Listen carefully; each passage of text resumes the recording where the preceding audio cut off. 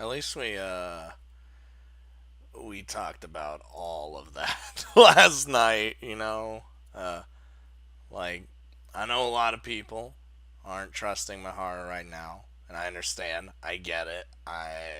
It's kind of like, for me, at this point, I'm just like, I feel like I need to put my faith into somebody to help us because I don't think Rinka could get out of this herself because she's just not that kind of person.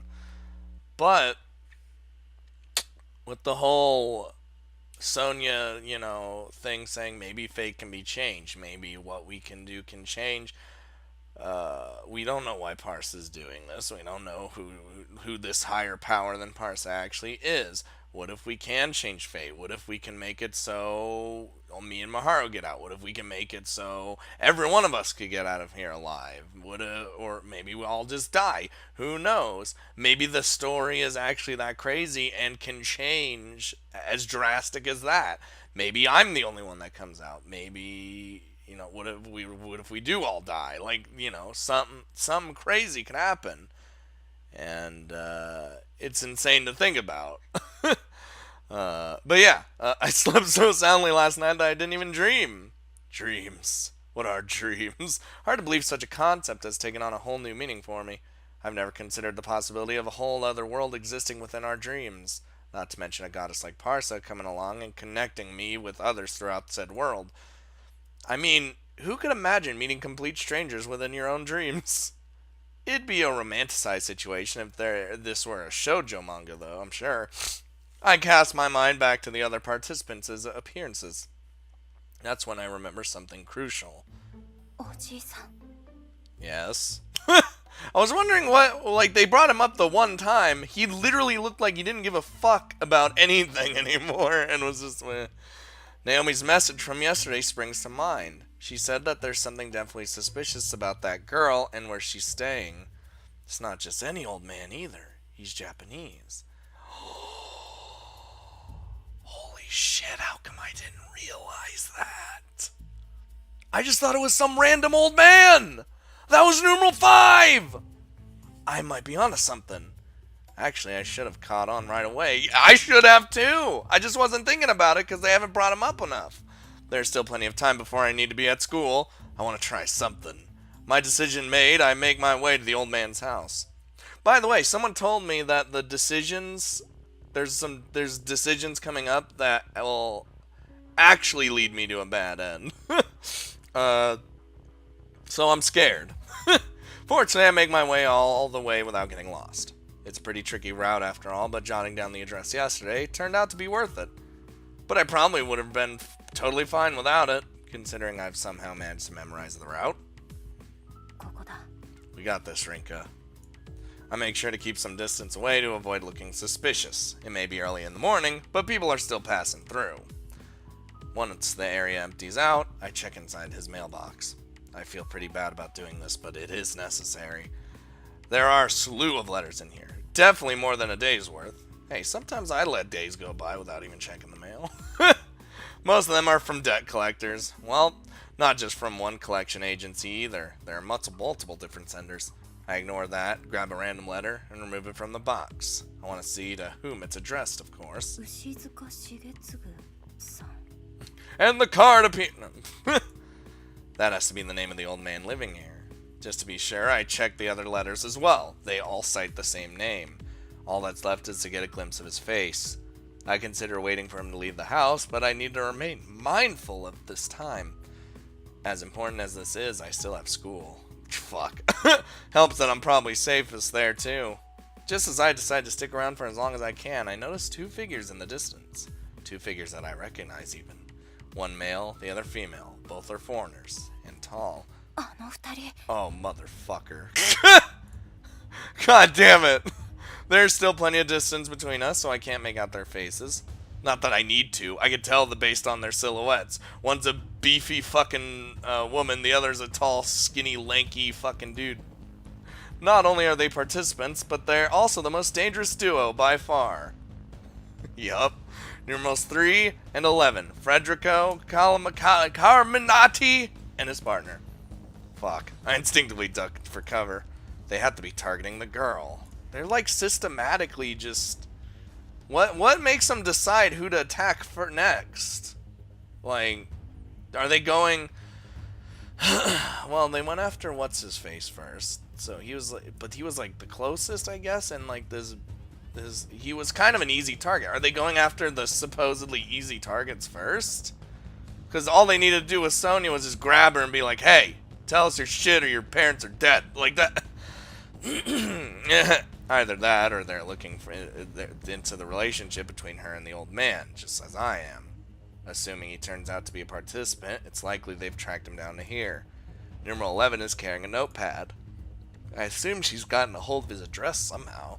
In that case, they must be coming for him instead of the girl. After all, she wouldn't be listed as living here. Just as I'm deciding whether to stick around or head to school, the front door gets propped ajar. Noticing this, the duo ducks into a nearby alley. From what I can tell, Numeral 11's the one who prompts them to do so.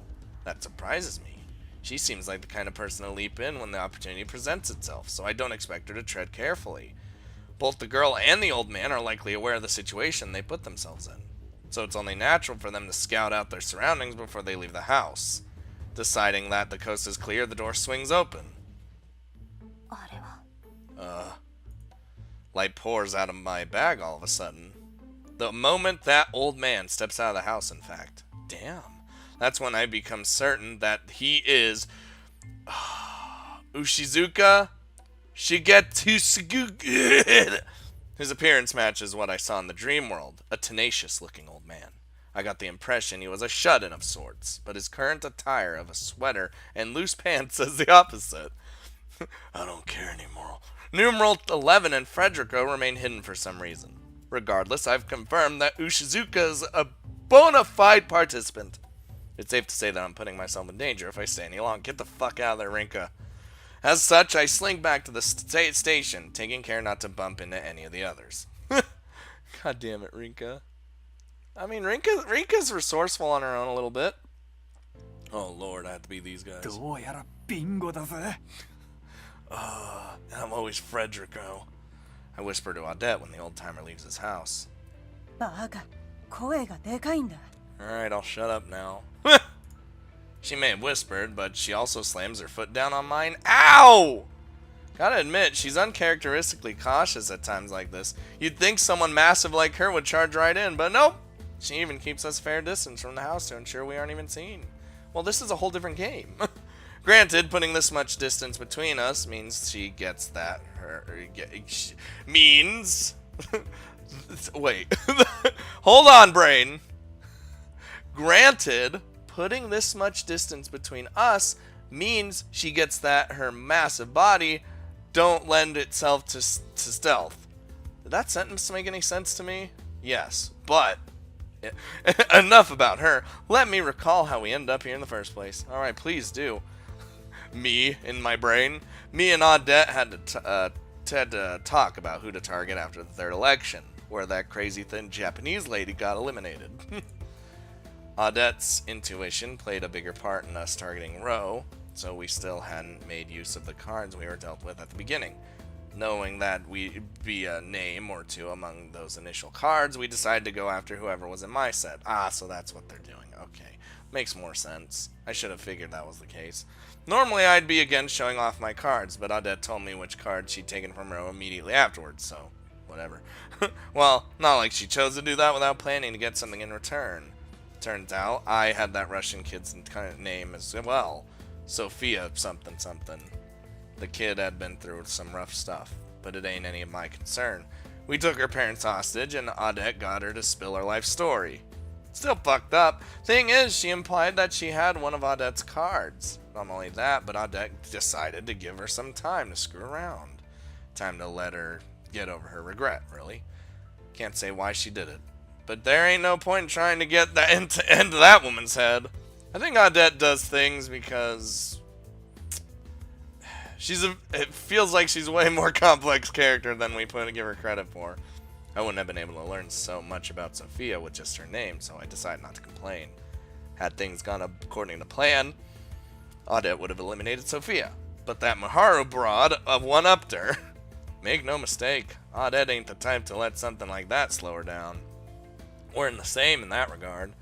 Plenty of things went awry for me back in Italy, but I never took issue with it. In fact, those situations are when people expose their worst side. You gotta make the most of that. Just like I said in the Court of Fate, 2 of the 3 cards dealt to me at the beginning belong to the participants that have already been eliminated, so I'm fucked.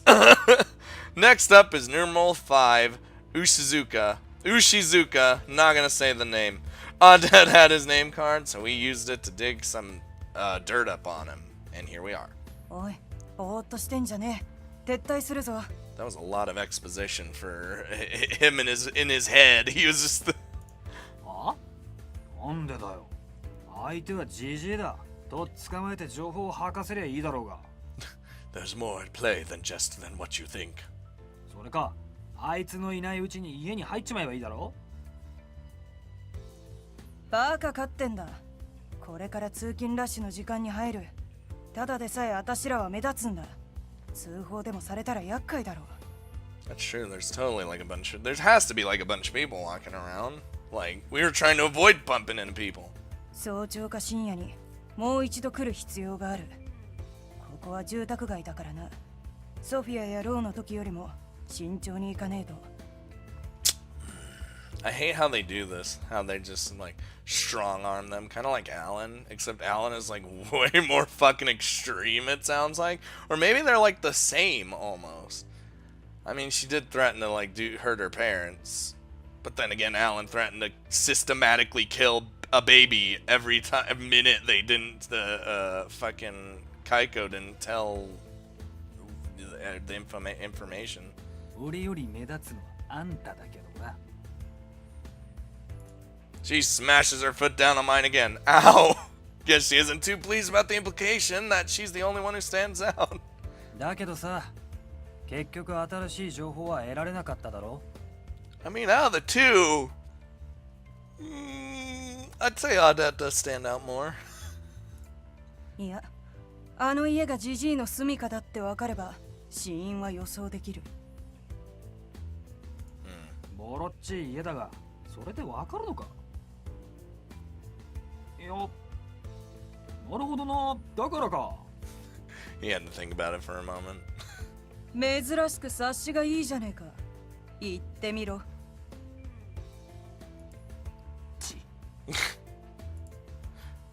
Figured she'd spill the beans if I acted like I caught on, but fuck, that didn't go as planned. Now I know not to even bother pretending. She smacks my shoulder before she continues. 他に身寄りがないジジイだ。日本じゃそういう連中が孤独死してしばらくしてから発見されるってのは問題になってるらしいじゃねえか。日本は特に閉鎖的なコミュニティ、村社会だっつうから起こりやすいのかもしれねえな。腐った死体やらの清掃なんかを専門にしてる業者すらあるらしい。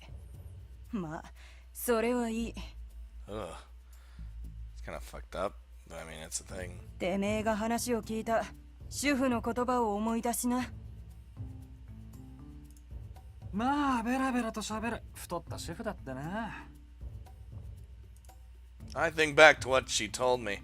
Seems like there were rumors of him kicking the bucket since he rarely left the house. ガシか。しかし、いくら孤立したジジイでも先進国でガシはないんじゃないか。金の補助は国から受けてたんだろうし。そうでもないさ。あの主婦はジジイが腰を痛めてることも話してただろ。God, this old man. He's so fucked. Yeah, that's right, she did. Don't know why she remembers most of the stuff more than me when I was the one who talked to the woman. ひどい腰痛ってのは自力で動けなくなることがある。私が船に乗ってた時にもそうなっちまった乗組員はいた。Dude, once your back is fucked, it's over for you. ジジイが家で突然そのレベルの腰痛に襲われたとしよう。元から患ってたんなら突発ではねえけど、とにかく孤立しているから助けを求められない。近所の連中もジジイが家から出てこないのは慣れっこだから気にしない。金だけもらって介護を受けてるわけじゃねえから、短期間じゃ訪問もねえ。人間は7日飯を食えなかったら、あるいは3日水が飲めなければ死ぬんだ。私はよく知ってる。You can last without food for a while. Water's a different story. I can tell she's serious by the tone of her voice. Knowing what she's been involved in, I wouldn't be surprised if her crew had come close to starvation at some point. That, or she's seen it happen to one of her shipmates before, or maybe even happened to her. 重度の腰痛で動けなくなっちまい、助けも呼べず、そのままガチか。ありえない話じゃないと思うが、そんな早く。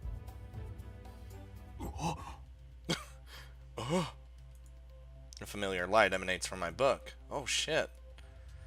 The sign that a new card's been made. The same thing happens for Audette too. When she notices, she can't help but grin. It's honestly sickening just how good she is at this. だけど、動けないほどの腰痛があっても、さっきジジイは外に出てたな。How do you classify that death though? Like, what's the card even say? Like, how do you, how do you summarize that in just a few words? Like, died of starvation?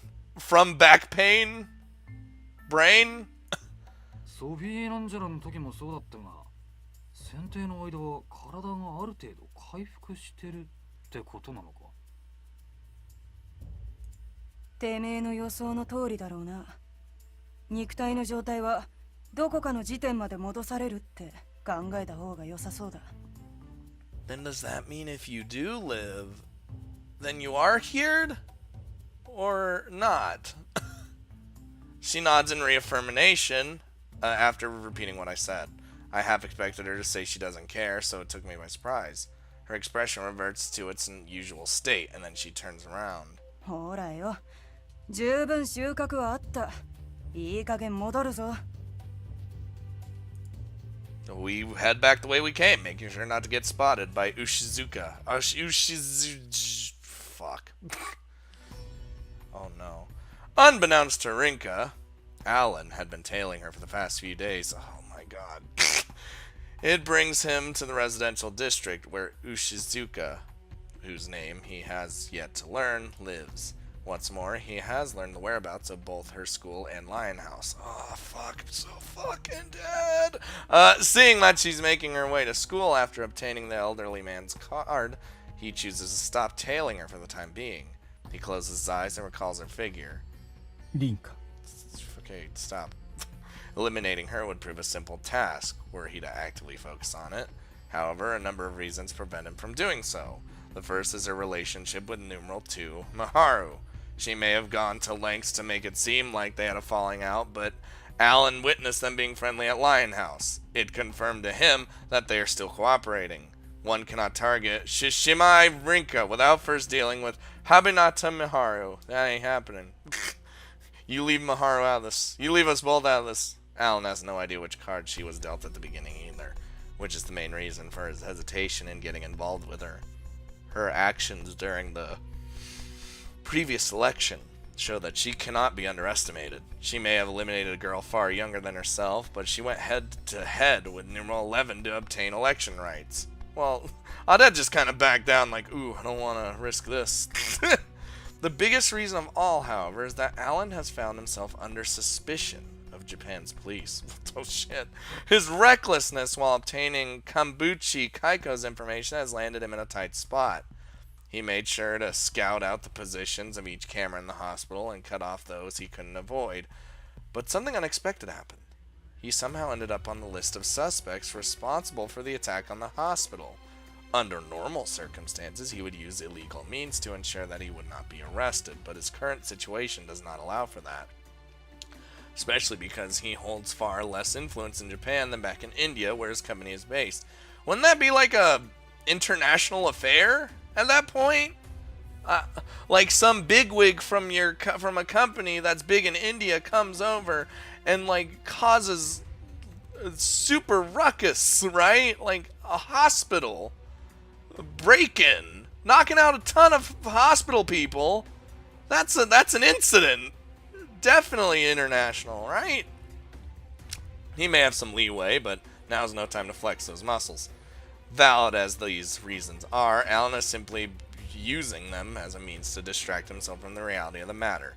Is a far simpler reason behind his choice to not pursue Rinka, one that he had noticed earlier. The look in her eyes reminded him of himself. Not only does she lack his amassed fortune, but she is also nowhere near as physically imposing, and yet, somehow, her eyes burn with a determination matching his own. It's because Rinka's a fucking badass. Alan has the chance to learn the old man's name the same way Rinka did, but he opts not to. To be more accurate, he can't. This is thanks to his spotting particular duo, keeping their eye on the old man's home. Numerals 3 and 11.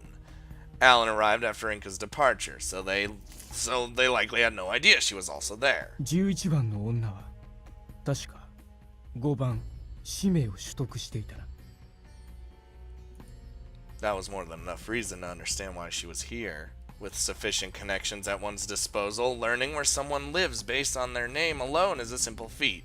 What surprises Alan is the fact that someone like her would cooperate with numeral 3. The sheer stupidity he displayed in the Court of Fate had Alan convinced that he could be left for later, but that was no longer the case if he's with numeral 11. It may not seem like it, but Alan has respect for those who have eliminated other participants. Only 2 people have earned his respect thus far. One's Maharu, and the other is numeral 11. Alan can also tell that the latter is no ordinary person. One glance was all he needed to understand her background and the deeds in which she had been involved. Based on what he's seen, she seems to have the upper hand with numeral 3. 男の方は手足か、あるいは鉄砲玉といったところか。 Oh yeah, she's definitely the brains of the operation. まあいい。今すべきは。 His target switches from the old man to those 2. Keeping an eye on them will likely lead to him getting his hands on numeral 5's information without much effort. Not only that, but discovering where they're based now, while unaware of his plans, will give him the advantage later down the line. That may be enough to make up for the disadvantage his celebrity status gives him. He begins to tail the 2, taking extra care not to be noticed. That's so crazy. Alan's after those 2 now. Oh, God. Soon after, Alan returns to the residential district. His attempt to tail them hasn't ended as well as had hoped. Not from being noticed, though. Alan trusts himself to not slip up when it comes to that. However, those 2 must have unconsciously taken a path to shake any potential pursuers. It eventually led to him losing sight of them. やはりあの女が優先か。 Yeah, you gotta get rid of the strongest, right? He mutters to himself so as not to stand out. He then makes his way back to his own base of operations. The time has come for him to finally take action. Oh, we're gonna get like the Audette fucking Alan showdown. It's gonna be so cool. Oh, after a long day, I finally have some time to relax in my room. Nothing noteworthy has happened beyond this morning's events. Although I guess the fact that my class has finally gotten around to prepping for the Culture Festival counts as noteworthy. Sounds like they've moved forward with the fortune teller idea. Ugh. The one in charge will essentially prepare a bunch of fortune telling methods and use them on whoever stops by.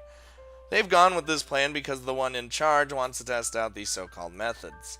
Fortune telling, reading one's fate. Funny how they've ended up with that after the things I've experienced. At least I'm not involved in the plans or being asked for my opinion. They're just gonna ask me and Maharu to help the day of. Mao, on the other hand, seems fascinated by the whole thing. She'll be helping to prep it as well as work longer than we will during the festival. 真面目な顔して思わせぶりなこと言っておけばいいんだよね。うち得意な気がする。That's my jams. Just what you'd expect to hear from her. Wonder if they'll manage to finish everything on time since the Culture Festivival's in 2 weeks. I bet we're the only ones in only class this far behind schedule. Oh, Rinka. We're gonna get you out of there. I already feel exhausted and it's barely 10 p.m. Well, it makes sense considering I left the house so early this morning. Ushizuka Shigetsugu. I said it! I repeat the elderly man's name in my head to make sure I don't forget it. Now I have to find out his cause of death and regret, but I'm not quite sure how to go about it. I'm still curious about the girl that's staying with him too. While I do have her cause of death card, all I know is that a fire is involved, nothing else. It's probably the biggest issue with the cards that dealt to us at the beginning. 問題はここからどうすればいいかだね。 Yeah, we can't. Let's not run blind, please. As if things aren't difficult enough, I've got Frederico and numeral 11 to worry about as well. Things may have gone well enough yesterday and today, but that doesn't mean I'm a pro when it comes to tailing people and such. It's entirely possible that I'll mess up at some point and get myself stuck in a tight spot. Regardless, I can't sit back and let those two get the upper hand. One option is to throw caution to the wind and approach Ushizuka directly, but, you know, that's way too risky. Numeral 11 would likely end up adding me to her list of targets alongside him and the girl if I did that. I try searching Ushizuka Shigetsugu on the internet, but I don't get any relevant results. Getting info on him without putting myself out there seems tricky. Well, that's because he's just some old man. Like, he's not like a thing. I can't just waltz over to the city hall and ask for his family register when I'm completely unrelated to him either. Unless we pose as being related. That's why I'm going to approach things from a different angle. I do have an advantage over that duo. A majority of the participants, myself included, are from Japan, plus most are located near Shinjuku, an area rich with schoolgirls, just like me. It keeps me from standing out in most situations, which is advantageous. Rinka, you look completely different than all these girls. you got the baddest ass hair, and you have red eyes. Like, what? The only issue is that the sole approach I can think of involves questioning the locals near his residence. Actually, that might not be too bad of an idea. I did shuffle over there pretty early this morning, so there weren't many people around. It's probably why those two showed up when they did too. They aimed for a time when few people would be around.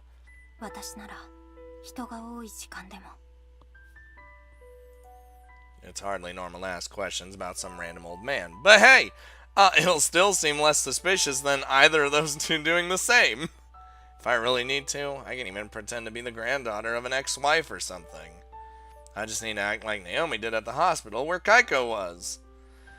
I'll try going in the evening. Everyone's running around shopping around then. Not only does it give me more people to question, but I can also blend into the crowds if need be.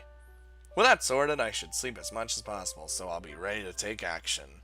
But just as I'm about to turn off the lights, I hear a distinct meow coming from down and by my feet. It's none other than Leth, our friendly little freeloading cat. あ、レテ、どうしたの？ That cat just meeped at you. I always make sure to feed it and have water out, so I doubt it's hungry. It doesn't respond to my question, of course. It'd be pretty freaky if it did. That'd be amazing. Hello, Rinka. Well, we all already know he's that fucking person at the very beginning when the fate thing happened. 私、もう寝るからね。 I want to give it some attention, but I'm a bit too tired tonight. She always refers to the cat as it. I've noticed that. It's kind of weird. I flick off the light and clamber into bed. Leth follows suit, which is rare. It prefers to sleep atop the covers, not under them. This little rascal has the habit of using my stomach as its pillow, too. I stroke its head for a moment before shutting my eyes and focusing on sleep. It's amazing how warm something with such a tiny body can be. That's true. Cats, dogs, super warm. Oh my god. We gotta see him. There's a term for when one realizes they're dreaming. Lucid dreaming. And if you can master lucid dreaming, you are the master of your own destiny. Ever since Divine Selection began, I've experienced it at least once per week. Granted, I'm not quite sure that you can call what goes on in the Court of Fate a dream. Whatever. I find myself once again in a strange place, despite knowing for a fact that I went to sleep not long ago. や Yup. There he あ、お is! 久しぶりでもないのかな。私は人間の時間の感覚がよくわからなくてね。I've seen this man once before. It's only now that I remember having met him in my dreams before, too. 私のことは覚えているかい？いや、今思い出したのだろうね。He knows. He knows I just remembered. 君が君の大事な記憶を忘れてしまっているように、この夢の中での出来事も忘れてしまうという必然性があるからね。Ah, motherfucker. I don't like losing memories. I want to say something, but I find myself unable to speak. He dominates the conversation. 君はコーヒーのお店をやっているそうだけれど、私は紅茶の方に興味があってね。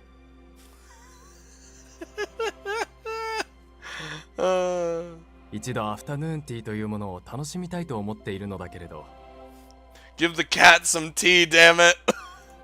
もっともこの夢の世界では一緒に語り合う相手がいないどころか、ティーセットというものが存在しないこと自体が残念だよ。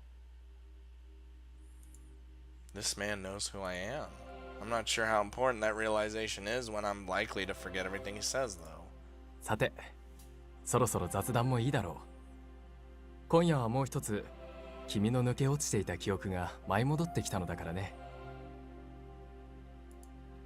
お祝いの言葉を告げるために、わざわざ出向かせていただいたよ。どんな記憶かって？おっと、君が夢の中で記憶を取り戻す前に出てきてしまったね。Thanks, Leth. やはり人間の時間の概念は難しい。一方的に流れるだけではあるのだけれど、感覚がつかみにくいよ。では、朝を迎える前に少しだけ君の記憶を思い出すといい。Okay, I'll go ahead and do that. You think Leth is like a person who could protect me? What if he is the higher power? Would that make sense? I just am assuming it's Leth because, you know, they literally like have the same blue shit on them, you know what I mean? I'm standing alone in the court of fate. I'm on the same platform as usual, but for some reason none of the other participants are here. ごきげんよう。運命の奴隷となってしまった哀れな子羊様。What does that mean? Am I the chosen one? Mother of God! A girl dressed in all white addresses me. It's Parsa. She stands in front of me despite the fact that there's no solid surface beneath her feet, which is would be kind of creepy. I watch from a distance as both of us face one another. And I can't talk. I conclude that this is one of my memories, since I'm able to watch myself as though I'm a third party. Oh, okay. 命を落としてしまったあなた様の精神は今、運命をさまよってらっしゃいますわ。ですが、あなた様は改変された運命の中で女神の選定の参加者になっていただきます。She begins to tell me about divine selection. Ah, that's when she did the first time. She explains all the rules. I watch myself to try to get a word in every now and then, but she ignores each attempt. Everything she's explaining here is the exact same as what she told us during the first election. Memories of an explanation I had heard before. This must have taken place right after I died then. Considering the in-depth explanation she's giving, it's no wonder she was unimpressed with me when I asked her about it again. Well, remembering this explanation of rules that I already know is more pointless than one would expect, too. ただし、忘れてはいけないことが一つございます。Oh, is she gonna give us one more extra rule? あなた様方12人は皆、12週間後の同じ時、同じ場所にいた可能性を持っていました。一度は失われてしまった未来で到達していたはずの場所。その場所こそ、あなた様方の運命の終着点となりますわ。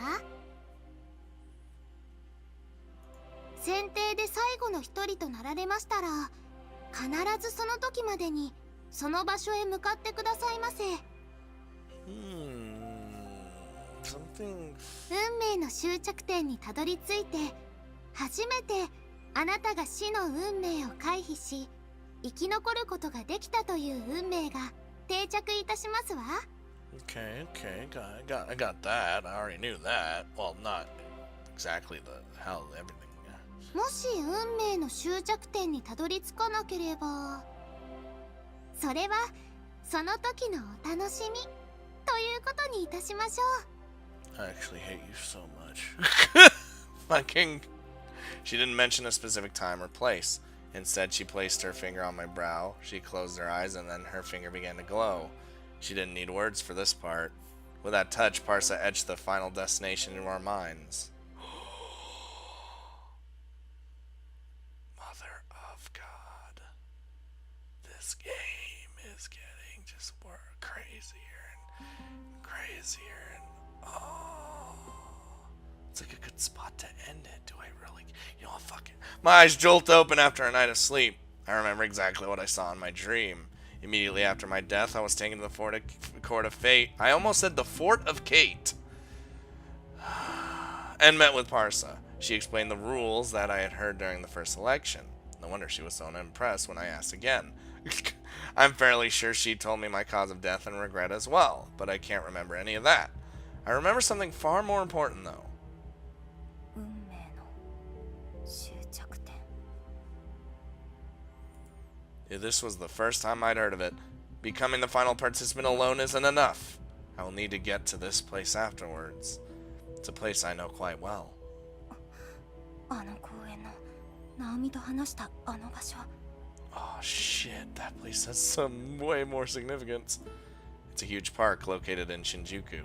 A plaza from which you can see the clock tower-esque building in the distance is there. It's one of my favorite spots, not sports.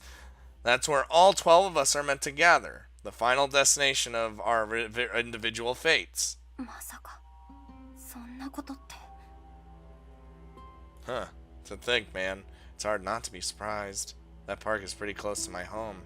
12 weeks after Divine Selection begins, or 7 weeks from now, the weather will likely be nice, so I can't say that I wouldn't have gone for a walk there. Besides, it's also a popular tourist spot.